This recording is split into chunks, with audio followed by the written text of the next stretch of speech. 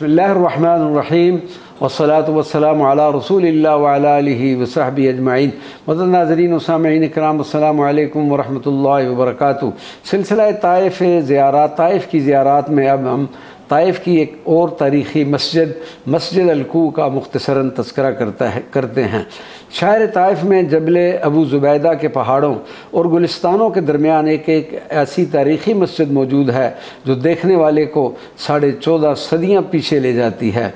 मस्जिद अल-कू का शुमार इस्लाम की कदीम तारीख़ी व मुक़द्दस मसाजिद में होता है और ये मस्जिद उस मुकाम पर तामीर की गई जहाँ पर हमारे नबी मुहतशम सरकार मदीना सल्लल्लाहु अलैहि वसल्लम ने सफ़र ताइफ़ के दौरान कुछ देर क़याम फरमाया था। इस मस्जिद मुबारक को मस्जिदुल मौक़िफ़ के नाम से भी याद किया जाता है।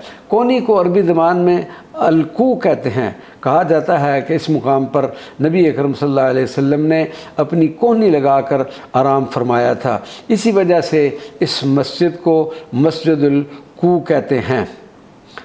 मौजूदा तामीर उस्मानी दौर खिलाफत की हमें याद दिलाती है। मस्जिद के ऊपर एक कदीम मीनार भी मौजूद है। ताइफ़ की तरफ अगर कभी आना हो तो इस अदीम व तारीख़ी मस्जिद की ज़ियारत का भी शर्फ़ हासिल करें। वमा अलैना इल्लल बलागुल मुबीन।